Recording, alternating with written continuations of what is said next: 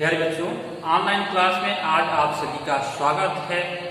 मैं आज आप लोगों को कक्षा 10 विषय भूगोल पाठ 4 कृषि के अंतर्गत आप लोगों को प्रौद्योगिकी और संस्थागत सुधार यानी प्रौद्योगिकी को ला करके भारत में भारत सरकार के द्वारा यानी जो संस्थाएं बनाई गई, कृषि संस्थाएं बनाई गई और इसमें भूमि सुधार कार्यक्रम लाए गए। तमाम तरह के टेक्नोलॉजी और विकास के द्वारा कृषि में सुधार की गई। जैसे भारत सरकार ने 1960 और 70 के दशक में बहुत सारे संस्थागत सुधार किए। जैसे कई क्रांतियां लाई गई, हरित क्रांति, श्वेत क्रांति, ऑपरेशन फ्लड इत्यादि क्रांतियों को ला करके उसमें संस्थागत भूमि सुधार जैसे अधिनियम बना करके और बहुत ज़्यादा सुधार किए गए। तो इसके अंतर्गत आप जो है यह कृषि में क्या सुधार हुए, कब कैसे हुए, जैसे उसी के तहत आप जो है देखें कि 80 और 90 के दशक में जो है बहुत सारे कृषि के क्षेत्रों में जो है यानी टेक्नोलॉजी लाई गई, विकसित की गई संस्थागत स्तर पर, और उसके द्वारा जो है कृषि में जो है यानी व्यापक स्तर पर जो है कृषि उत्पादन बढ़ाने के लिए एक कार्यक्रम जो है किया गया, प्रयास किया गया। तो यह भारत सरकार के द्वारा जो है यानी संस्था प्रौद्योगिकी और संस्थागत स्तर पर जो है बड़े बड़े सुधार करके जो है कृषि में नए संशोधन किए गए और कृषि क्षेत्र को डेवलप और विकास कराए गए। दूसरी चीज है यह भूदान ग्रामदान। भूदान ग्रामदान का मतलब होता है कि यह महात्मा गांधी और विनोबा भावे के नेतृत्व दोनों लोगों ने जो है यह अपने लोगों को जो है यानी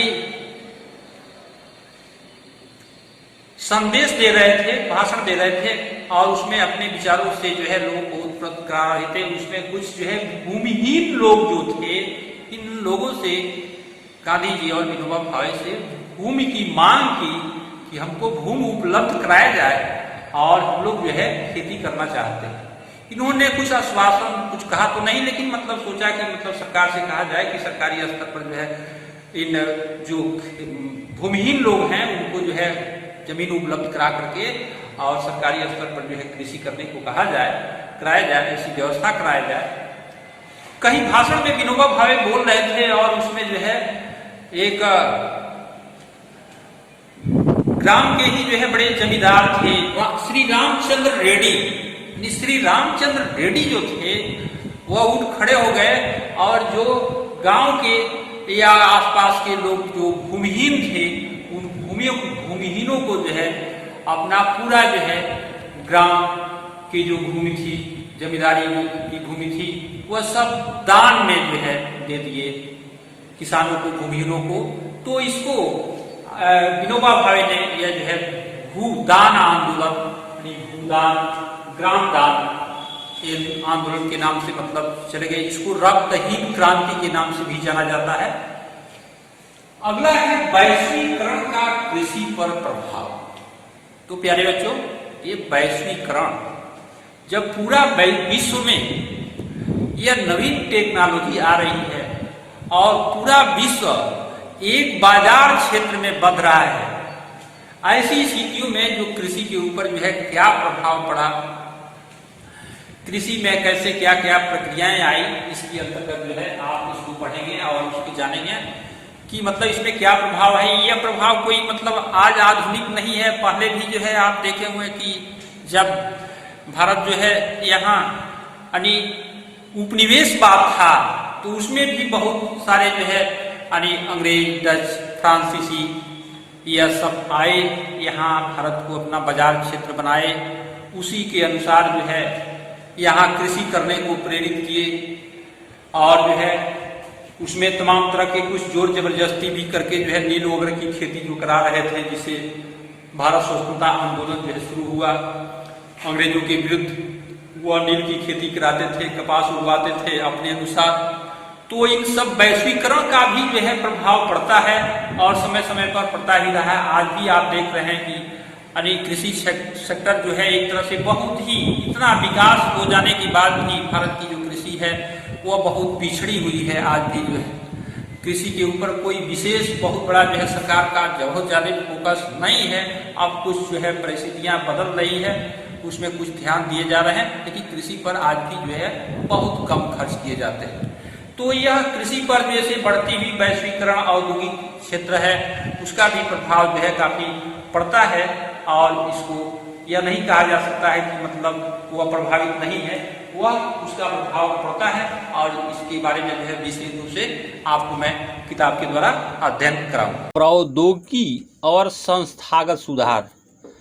तो प्यारे बच्चों, प्रौद्योगिकी और संस्थागत सुधार के तरह जो है कृषि क्षेत्र में बहुत सुधार किए गए हैं। जैसा कि पहले बताया गया है कि भारत में कृषि हजारों वर्षों से की जा रही है, परंतु प्रौद्योगिकी और जो है संस्थागत परिवर्तन के अभाव में लगातार भूमि संसाधन के प्रयोग से कृषि का विकास अवरुद्ध हो गया है तथा इसकी गति मंद हो गई है।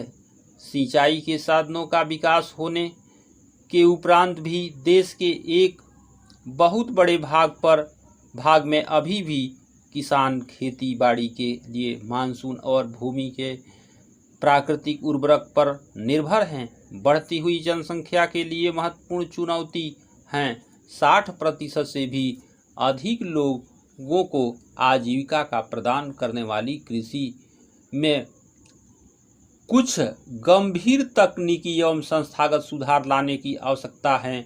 स्वतंत्रता के पश्चात यानी भारत में स्वतंत्रता प्राप्ति जब हुई तो उसके पश्चात देश में संस्थागत सुधार कराने के लिए जोतों की चकबंदी कराई गई थी। सहकारिता तथा जमींदारी आदि को समाप्त करने को प्राथमिकता दी गई थी।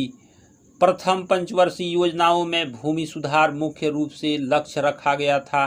भूमि पर जो है पुश्तैनी अधिकार के कारण यह टुकड़ों में बढ़ती जा रही थी, जिसकी चकबंदी कराना अनिवार्य था और चकबंदी भी कराया गया।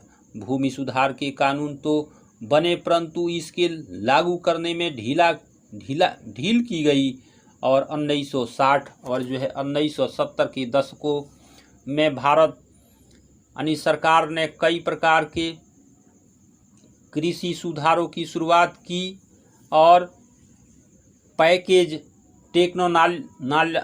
टेक्नोलॉजी पर जो है आधारित हरित क्रांति और श्वेत क्रांति, ऑपरेशन फ्लड जैसे कृषि सुधार के लिए कुछ रणनीतियां आरंभ की गई थी, परंतु इसके कारण विकास कुछ क्षेत्रों तक ही सीमित रह गया। इसीलिए 1980 तथा 1990 के दशक में व्यापक भूमि विकास कार्यक्रम शुरू किया गया, जो संस्थागत और तकनीकी के सुधारों पर आधारित था। इसी दिशा में उठाए गए कुछ महत्वपूर्ण कदमों में सूखा, बाढ़, चक्रवात, आग और बीमारी के लिए फसल बीमा के प्रावधान और किसानों को कम दर पर ऋण सुविधाएं प्रदान करने के लिए ग्रामीण बैंकों, सहकारी समितियों और जो है बैंकों की स्थापना सम्मिलित किए गए थे। किसानों के लाभ के लिए भारत सरकार ने किसान क्रेडिट कार्ड और जो है व्यक्तिगत दुर्घटना बीमा योजना इत्यादि PAIS की शुरुआत भी की। इसके अलावा जो है आकाशवाणी और दूरदर्शन पर किसानों के लिए मौसम की जानकारी और बुलेटिन और जो है कृषि कार्यक्रम प्रसारित किए जाते हैं। किसानों को बिचौलियों और जो है दलालों के शोषण से बचाने के लिए न्यूनतम सहायता मूल्य और कुछ महत्वपूर्ण जो है फसलों के लाभदायक खरीद मूल्य की सरकार घोषणा करती है। भूदान, ग्रामदान। महात्मा गांधी ने विनोबा भावे, जिन्होंने उनके सत्याग्रह में सबसे निष्ठावान सत्याग्रही की तरह भाग लिया था, को अपना आध्यात्मिक उत्तराधिकारी घोषित किया था। उनकी गांधी जी कि ग्राम स्वराज्य अवधारणा में भी गहरी आस्था थी। गांधी जी की शहादत के बाद उनके संदेश को लोगों तक पहुंचाने के लिए विनोबा भावे ने लगभग पूरे देश की पद यात्रा की। एक बार जब वे आंध्र प्रदेश के एक गांव पोचमपल्ली में बोल रहे थे तो कुछ भूमिहीन गरीब ग्रामीणों ने उनसे अपने आर्थिक भरण पोषण के लिए कुछ भूमि मांगी। विनोबा भावे ने उनसे तुरंत कोई वायदा तो नहीं किया, यानी विनोबा भावे ने तुरंत कोई भूमिहीनों से वायदा नहीं किया, परंतु उनको आश्वासन दिया कि यदि वे सहकारी खेती करें तो वे भारत सरकार से बात करके उनके लिए ज़मीन मुहैया करवाएंगे। यानी भूमिहीनों से कहे कि अगर आप लोग सरकारी खेती करना चाहते हैं तो मैं भारत सरकार से बात करके आप लोगों के लिए ज़मीन उपलब्ध करवाएंगे।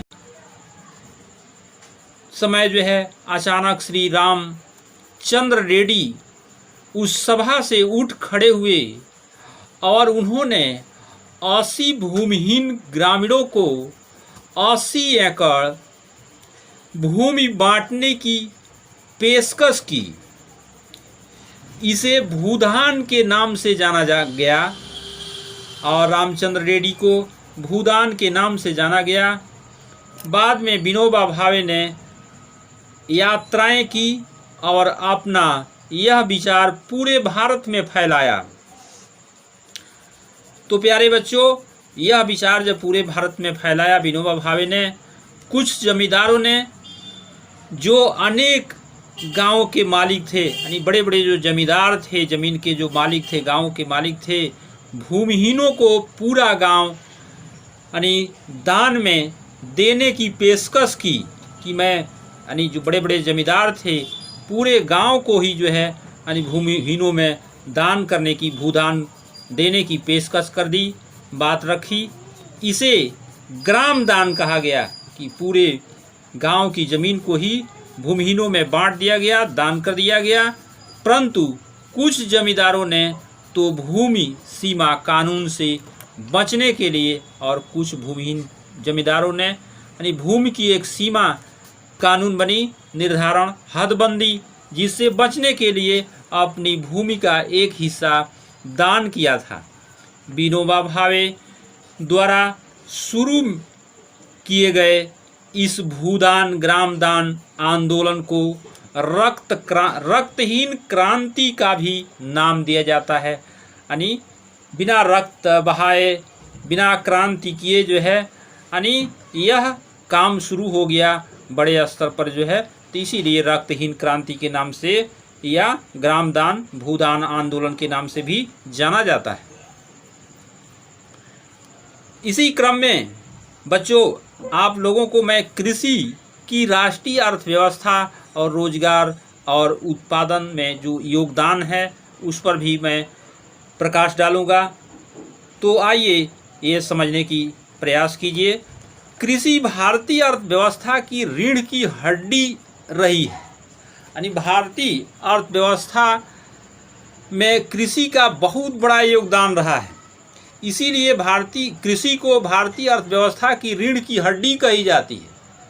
आप सभी लोग समझ भी रहे हैं कि अगर कृषि न रहे तो किसी को जो है यानी खाने और भोजन और तमाम तरह की जो है उत्पाद नहीं प्राप्त होंगे, और जिसे तमाम तरह के सकल घरेलू उत्पाद में कृषि के योगदान का अनुपात 1951 में लगातार घटने के उपरांत भी यह 2010-11 के दशक में देश में की लगभग 52% जनसंख्या के लिए रोजगार और आजीविका का साधन थी। तो इस तरह से यानी उसे रोजगार भी लोगों को मिलता था और जीवन यापन भी होता था, आजीविका भी थी। तो कृषि का सकल घरेलू उत्पाद में घटता अंश गंभीर चिंता का विषय बना हुआ है, क्योंकि कृषि में कृषि किसी भी प्रकार की गिरावट और प्रतिरोध अर्थव्यवस्था के अन्य क्षेत्रों में गिरावट लाएगी। यानी कृषि में अगर गिरावट, समझने की कोशिश कीजिए कि अगर कृषि में गिरावट आती है, कोई प्रतिरोध होता है, प्रगतिरोध उत्पन्न होता है, तो अर्थव्यवस्था के क्षेत्र और अन्य क्षेत्रों में भी गिरावट लाएगी। यानी अर्थव्यवस्था तो हमारा जो है डैमेज होगा ही, और अन्य क्षेत्र जैसे उद्योग वगैरह है वो भी जो है प्रभावित होने लगेगा, जो समाज के लिए व्यापक निहितार्थ है। यानी निहितार्थ तो कृषि के महत्व को समझते हुए भारत सरकार ने इसके आधुनिकीकरण के लिए, यानी कृषि के क्षेत्र में आधुनिकीकरण के लिए नवीन तकनीकियों का प्रयोग करने के लिए भरसक प्रयास किए गए हैं, यानी किए हैं। सरकार भी प्रयास किया है, इसमें कोई दो राय नहीं रहे, कोई कोर कसर नहीं छोड़ी है। फिर भी हमारी भारतीय जो कृषि में सुधार के लिए भारतीय कृषि अनुसंधान परिषद व कृषि विश्वविद्यालयों की स्थापना भी किया गया है। इसीलिए आप देखते हैं कि पंतनगर यूनिवर्सिटी कृषि विश्वविद्यालय, तमाम तरह के इस तरह से जो है उदाहरण हैं जो स्थापना हुए हैं। उसमें पशु चिकित्सा सेवाएं भी और पशु प्रजनन केंद्र की स्थापना भी किया गया है। इसी के तहत तमाम तरह की बागवानी विकास, यानी बागवानी कृषि के लिए बागवानी विकास, मौसम विज्ञान और मौसम के पूर्वानुमान के क्षेत्र में भी बहुत सारे अनुसंधान और विकास को वरीयता दी गई है। तो आप देख सकते हैं कि तालिका 4.1 में स्पष्ट होता है कि पिछले वर्षों में सकल घरेलू उत्पाद में वृद्धि हुई है, और परंतु इससे यह देश में पर्याप्त मात्रा में रोजगार के अवसर उपलब्ध नहीं हो रहे हैं। कृषि में विकास दर कम हो रही है, जो कि एक चिंताजनक स्थिति है, यानी चिंता का विषय बना हुआ है। वर्तमान में भारतीय किसान को अंतर्राष्ट्रीय प्रतिस्पर्धा से एक बड़ी चुनौती का सामना करना पड़ रहा है। तो इस तरह से यानी कृषि सेक्टर में विशेष रूप से करना पड़ रहा है, यानी बड़ी चुनौती के रूप में अंतर्राष्ट्रीय जो प्रतिस्पर्धा है, प्रतियोगिता है, उसके क्षेत्र में बड़ी चुनौती का सामना जो है कृषि सेक्टर के विशेष रूप से करना पड़ रहा है। तो आप लोग ये समझ भी रहे हैं कि यहाँ देख रहे हैं कि ये कुछ जो है स्रोत दिए गए हैं, यानी 1.4 में भारत का सकल घरेलू उत्पाद में वृद्धि और प्रतिशत में है। यहाँ देख रहे हैं कि खंड है कृषि उद्योग सेवाएं सकल घरेलू उत्पाद, और इस तरह से इसमें जो है डाटा जो दिए गए हैं 2013-14 का, इसमें जो है कृषि में जो है 4.2% है, तो वहीं उद्योग में जो है 5.0%, 7.8% सेवाएं में है। और इस तरह से 2015 और जो है 16 तक की डाटा इसमें आपको उपलब्ध कराए गए हैं कि यह सकल घरेलू, यानी 2013-14 में जो है 6.6 था, वहीं जो है 15 में जो है आप देख रहे हैं कि 7.2 हो गया था, और 2015-16 में जो है 7.6 हो गया था। तो इस तरह से यह स्रोत आर्थिक सर्वेक्षण 2016 के अनुसार है, और नोट ये अंतरिम आंकड़े हैं। तो आप इसको देख करके समझ सकते हैं कि ऐसे जो है सकल घरेलू उत्पाद में भी कितना असर पड़ता है। तो रासायनिक उर्वरकों पर भी यानी सहायकी कम करने से उत्पादन लागत बढ़ रही है।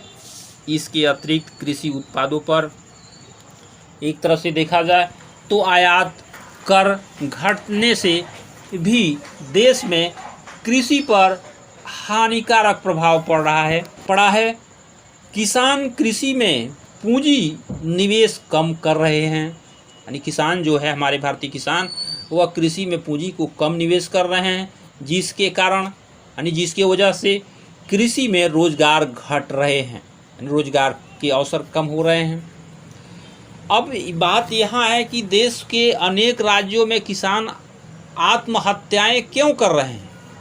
ये भी एक समस्या आ रही है कि जब आय और रोजगार घट रहे हैं, कृषि सेक्टर में उत्पादन कम होने लगे हैं, लागत अधिक आ रहे हैं, तो किसान अनेक समस्याओं से जूझ रहे हैं और कृषि भूमि निरंतर घट रही है। एग्रीकल्चर बेल्ट पर जो है यानी सड़क और जो है तमाम तरह के आवासीय क्षेत्र, अट्टालिकाएँ तमाम तरह के जो है फील्ड, स्कूल, विद्यालय, ये सारे उद्योग बनते जा रहे हैं, जिसकी वजह से रोजगार के वैकल्पिक अवसरों के बारे में सोच सकते हैं।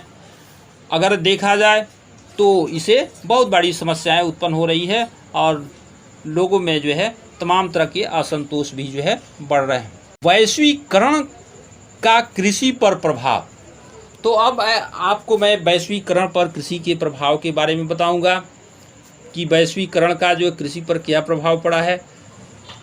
तो यहाँ समझने की आप लोग प्रयास कीजिए कि वैश्वीकरण कोई नई घटना नहीं है, यानी यह विगत उपनिवेशी काल में भी यह स्थिति मौजूद थी। यानी जिस समय अंग्रेज़ों का शासन था भारत पे और तमाम ये उपनिवेश के रूप में थे, उसमें भी जो है यह स्थिति मौजूद थी। 19वीं शताब्दी में जब यूरोपीय व्यापारी भारत आए तो उस समय भी भारतीय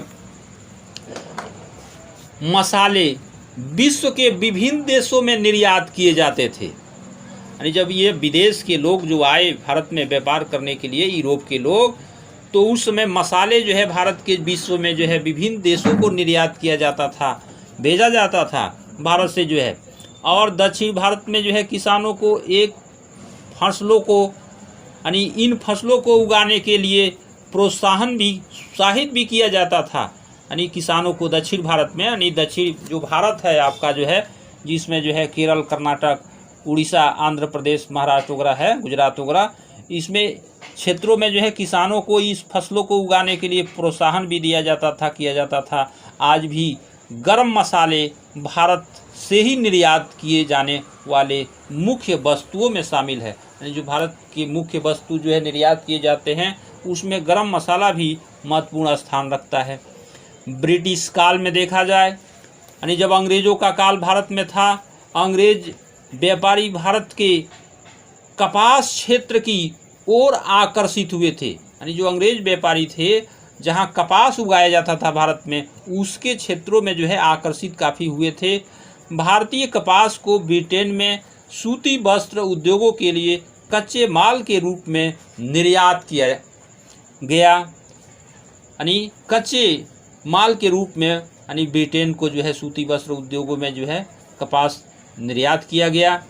मैनचेस्टर और लिवरपूल में सूती वस्त्र उद्योग भारत में पैदा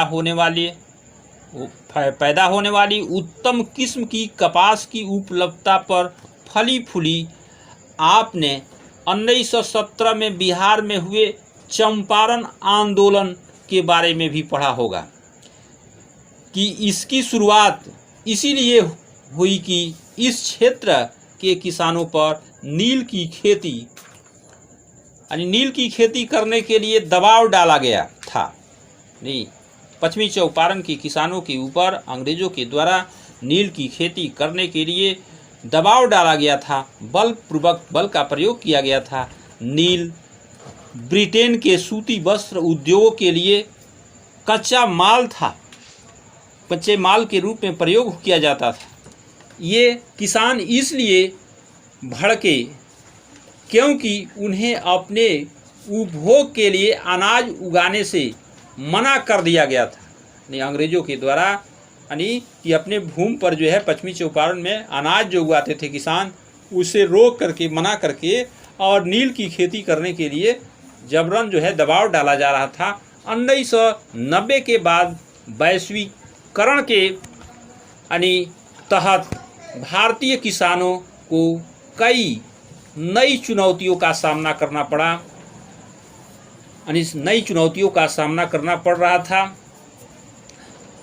चावल, कपास, रबड़, चाय, कॉफ़ी, जूट और मसालों का मुख्य उत्पादन होने के बावजूद भी भारतीय कृषि विश्व के विकसित देशों से स्पर्धा करने में असमर्थ है, क्योंकि उन देशों में कृषि को अत्यधिक सहायता दी जाती है। यानी उन देशों में जो कृषि है उसको बहुत अधिक सहायता दी जाती है सरकार की तरफ से, लेकिन भारत में जो है नहीं दी जाती है।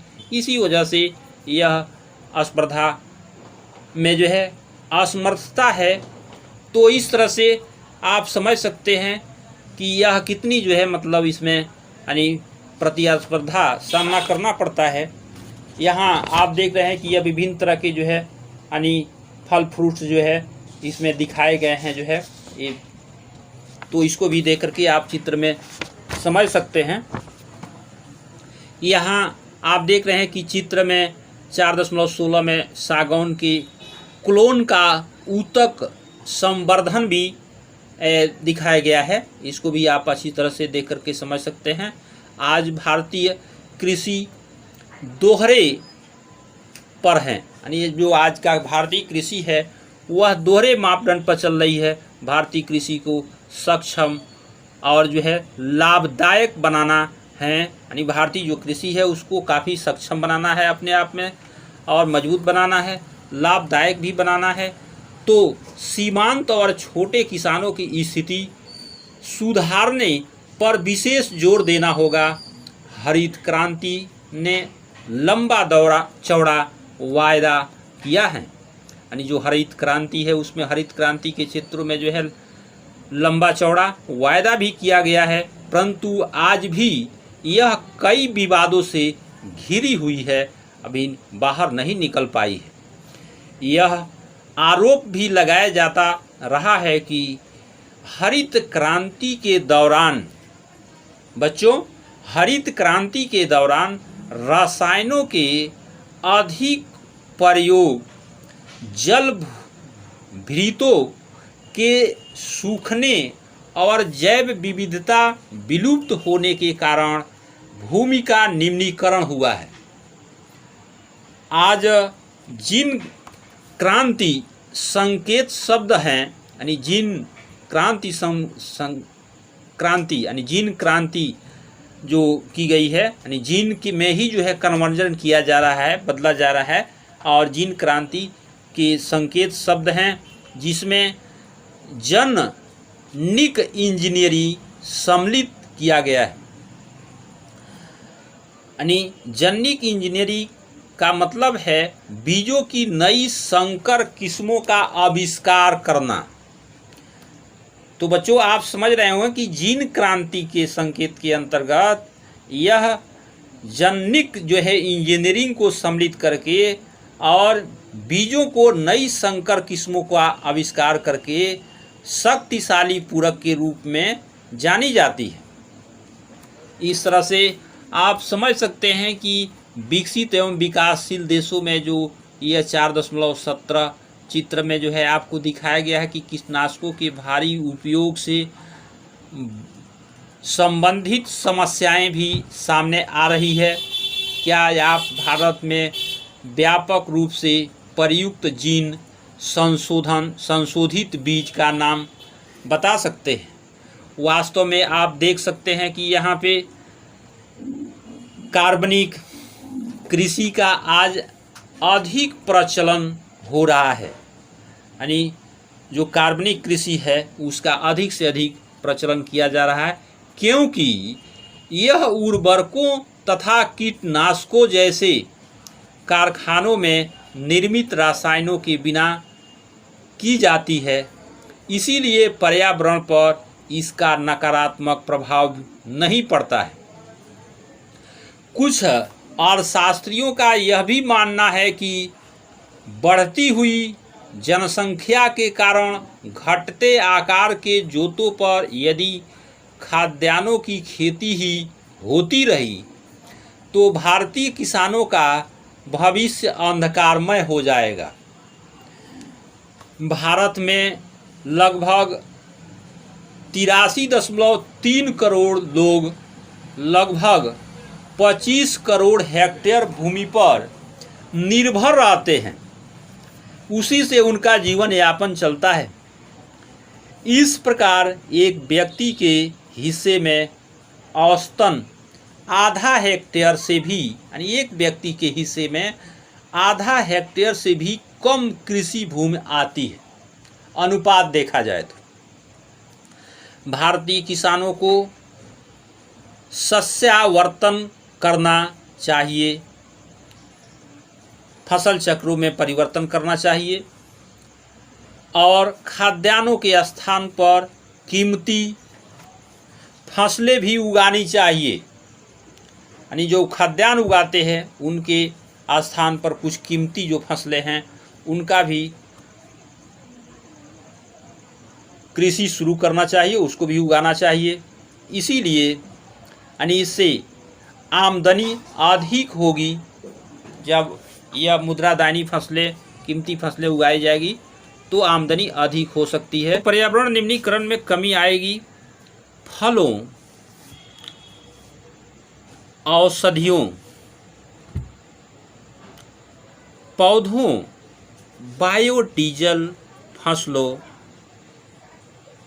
जस्ट्रोफा और जोजोबा फूलों और सब्जियों को उगाने के लिए चावल या गन्ने से बहुत कम सिंचाई की आवश्यकता है। भारत में जलवायु विविधता की विभिन्न प्रकार की कीमती फसलें उगाकर उपयोग किया जा सकता है। तो प्यारे बच्चों, यहाँ समझने की कोशिश कीजिए कि अनाज के स्थान पर ऊंचे मूल्यों के फसलों को उगाकर शस्य प्रारूप में परिवर्तन का अर्थ होगा कि भारत को खाद्य पदार्थों का आयात करना पड़ेगा। 1960 के दशक में इसे एक आपदा के रूप में भी देखा गया होता, परंतु यदि हम कीमती फसलों के उत्पादन निर्यात करके खाद्यान्न आयात करते हैं तो हम भी चिली, इजराइल और इटली की अर्थव्यवस्थाओं का अनुकरण करके जो विभिन्न कृषि उत्पाद, फल, शराब, जैतून, विशेषकर बीज निर्यात करके खाद्य पदार्थ आयात करते हैं, क्या हम यह खतरा मोल लेने को तैयार हैं कि इस विषय पर वाद विवाद भी कीजिए, यानी चर्चा भी कीजिए। तो यह आप लगभग समझ गए होंगे। यह चैप्टर यहीं समाप्त होता है और इसमें जो क्वेश्चंस है और जो जितने पॉइंट्स आपको बताए हैं उसका अच्छी तरह से नोट बना करके और कॉपी में साफ सुथरी से लिख लीजिए। नोट्स यानी बुक्स तैयार रखिए। यह चैप्टर समाप्त हो गया। धन्यवाद।